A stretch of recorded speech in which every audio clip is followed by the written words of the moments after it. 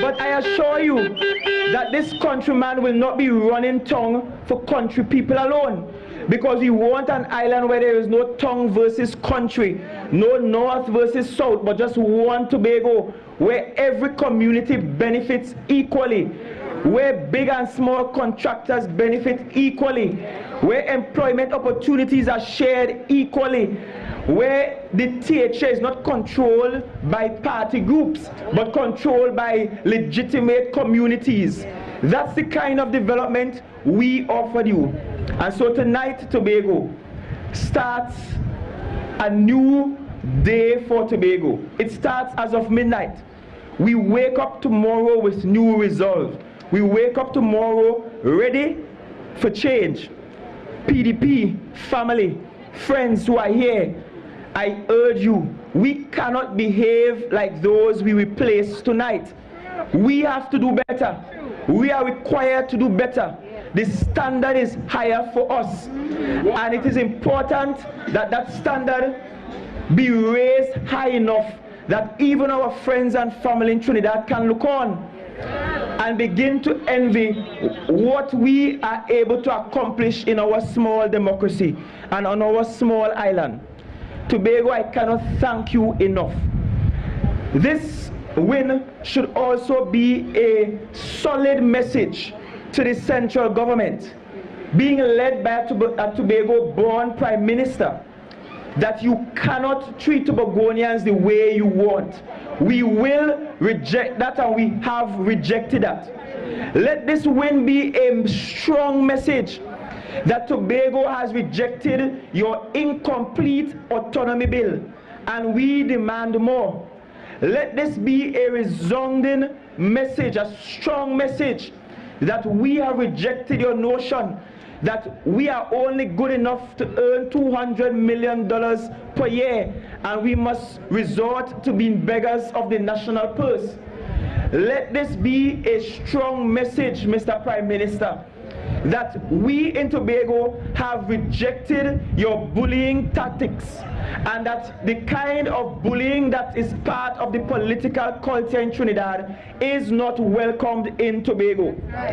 And so, Mr. Prime Minister, even before we get to Thursday's swearing in, I want to say to you that I hope we can have a cordial relationship, because country must come before party and country must come before self.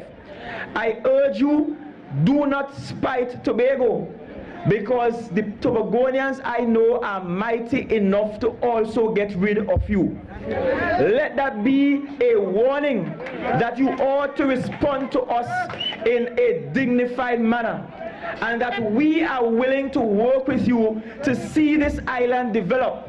We have been behind for far too long. Our development parameters have not worked for far too long, and it has to work from henceforth.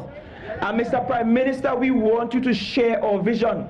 You are not Prime Minister for the PNM, but you are Prime Minister for all of Trinidad and Tobago. And therefore, you must conduct yourself in that office that is reflective of an absence of bias when it comes to the people of Tobago, because we will not accept any form of biases from you whatsoever.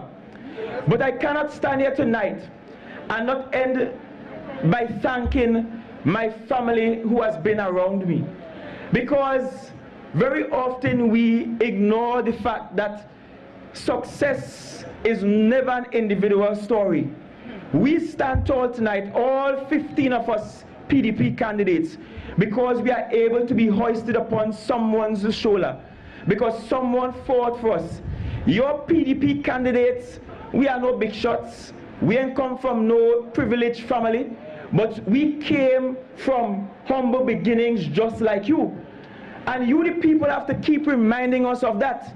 Because sometimes when secretaries start driving in Prados, they just forget how it feels to sit in the back of a wing road. We have to remain humble and remain with our people. This has to be about good representation for the people. And let me make it clear, I love you, Tobago, more than I love my party. You have to come above the party I represent. And that must be the case for every single member who will be declared official winners of seats. Representation counts. It counts and it means something. And so I wish to thank again my family, thank the villagers of Speyside, because I am here because the fishermen who own these galvanized sheds here that operate from here daily, these were the people who, when I was studying, will save up the fish in the freezer to ensure I get good food when I come home and look in Nashi.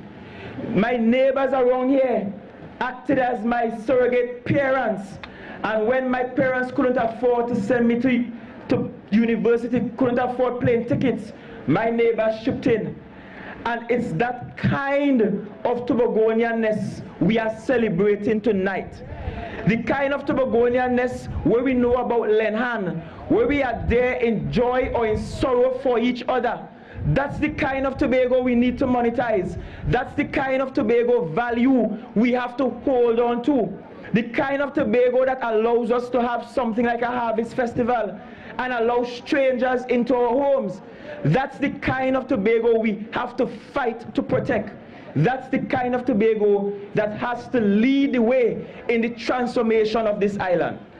Let me call by name my other candidates. I have mentioned with great gratitude the work that our political leader, Comrade Watson Duke,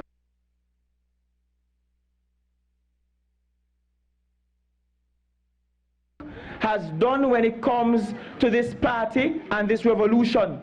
And so I will forever big you up, Mr. Duke, because this revolution could not happen if you were not brave enough to step out. And you have taken all the vilification in this country, all the slander in this country, on behalf of all of us who fought so hard to ensure we get this change tonight. Dr. Faith B. Israel, you have been an excellent source of strength during these COVID times, and we expect you as soon as Friday to be able to lead Tobago correctly when it comes to our response to COVID. Ms. Megan Morrison, Mount St. George Goodwood, you are a second-time contender in this election, and we thank you for offering yourself. Sister Natisha Charles Pantin, who it looks like have hung the jack tonight. You came into this as an underdog and you worked hard. Brother Trevor James, Scarborough Mount Grace, you helped crafted our vision for redeveloping Scarborough and turning it into a city. Brother Ian Whitey Pollard, you were one of those who begun the swing to this day. In fact, you were the first out the gates in January, winning your seat in January and winning it convincingly again. Sister Abby Taylor, you have strength beyond strength. You vied for a seat that people thought was a foregone conclusion, but they did not understand your quiet power. And you showed up powerful in the polls today. Brother Niall George, you're having a new lease on life. Plymouth Blackrock, and perhaps your gifting comes from the fact that you are part from Plymouth and part from Speyside, and we celebrate you too, even from Speyside, because your father is from a stone throw away from here. Sister Zorisha Amina Hackett, they could talk you all they want, they cannot stop your strides. Walk with your head high, my sister. You are a fine example of what an area representative looks like. Brother Joel, not say Samson, but accord Crown Point. I know you felt cheated in the last election, but sometimes God says, wait. Sometimes God says, hold on. Go a little bit more. And tonight, God has rewarded you finally. We then move to Brother Wayne Wasp Clark. This is your third time running. You are a volunteer extraordinaire, and we thank you for offering yourself. Brother Nigel Tate, you are one of the hardest tasks of all, because you had to go up against the leader of the other team. and you did so, and you worked hard, and you put in the work. Pastor Terence Baines, Bethel New Grange, we thank you for your hard work. We thank you for your prayerful nature, and we thank you for reminding us that God is in every victory.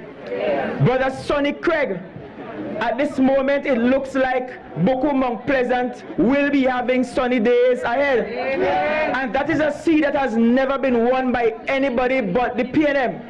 And if the numbers hold out true, you may be walking into Jerningham Street, number 1 Jerningham Street on Thursday as the new era representative. We have had a very long and arduous battle. And Tobago, you are with us all the way. For our campaign managers, the action group leaders, those who canvassed and walked on the ground, those of you Facebook warriors, without us asking you a word, you pick every fight. Sorry, you pick up every fight online. You fought and fought hard. And it shows that you wanted this change even more than we did. This election victory is a powerful message to the country that money does not win election, but good heart and plenty guts wins election. This victory is a telling sign that Tobagonians cannot be bought or sold, and no amount of big money from Trinidad putting slanderous ads on TV will ever convince us. No amount of big money from Trinidad trying to ensure that they rule this place can ever win an election in Tobago. Tobagonians are intelligent people, and we will make up our minds on our own. And we thank you, Tobago, for demonstrating once again what being a Tobagonian means.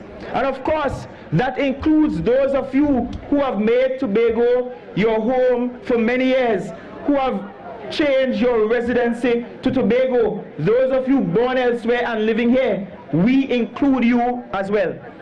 And so tonight, I want to say a special commendation to my opponent and student. Sometimes a teacher needs to discipline a student to correct a student.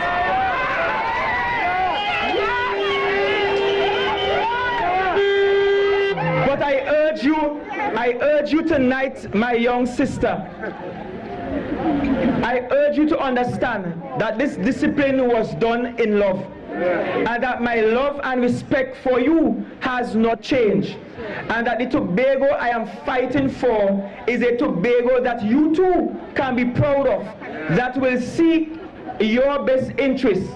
And so I thank you for running this campaign, and I tell you, take heart. Take heart. I know we will see sometime soon because we reside in the same community. And I want you to know that notwithstanding the bitterness, notwithstanding the hatred that was pushed, notwithstanding the lies that were told, that you are forgiven and there is room in the inn for you. Rock and come in. I also wish to express gratitude even while I'm here, because I'm seeing teachers here, people who taught me. I'm seeing former colleagues of mine who I taught with at Speyside High School. I'm seeing people that I went to school with. I am seeing neighbors that I attend church with. And this is a sign that it does not only take a village to raise a child, but it takes a village to promote a child. And I thank you for the elevation that you have given to me, and I accept it humbly. We will walk humbly hereafter. I am painfully aware that we have no honeymoon whatsoever, and we are required to get to work immediately. The election is over, and it was purposeful that I wore stark white tonight as a symbol that I have already taken off my black and my green, and I am ready to engage you as an ordinary Tobagonian and not as a PDP, because your Tobagonianness means more to me than the party you represent. I urge you, let us work together I urge all the public servants, the workers within the THA, that you help us as we change the guards. We are depending on you. We are depending on you to be honest. We are depending on you to become the guardians of all state resources. And we are depending on you to guide this young, new team along the journey we will take for the next 4 years. We have on this island for the first time a political party that will run the executive that has never had a single member in the ranks that were once a member of an executive. But the hallmark of great leadership is a willingness to listen and to learn, is a willingness to take telling, as we say, and it's a willingness to engage those who might be more experienced and learned than ourselves. And we promise you that we will do just that. And so Tobago, on behalf of myself, on behalf of my leader, Comrade Watson Solomon Duke, on behalf of the other 13 candidates that joined us, on behalf of the party's executive led by Chairman Dr. Sean Ned and Mr. Andre Cowan, on behalf of the strategists that work in the background, people like Tashia Boris, people like Miss Kimmy Potts, young people again, all of you who work tirelessly in the background, Miss Chanel Felix, all of you work tirelessly in the background. We thank you greatly. And on behalf of Team PDP, we thank you, Tobago, for what you have done tonight. Please, let me end by urging you to stay safe. Our COVID numbers are ridiculous. And we clearly have not managed this pandemic well enough. And we have some difficult decisions to make ahead of us. Let us make those decisions wisely, but above all, you, the people, have to make a decision to keep yourself safe. We don't have enough ICUs to take care of all of you, and we want you to live as long as you can possibly live. Please keep yourself safe, keep our children safe,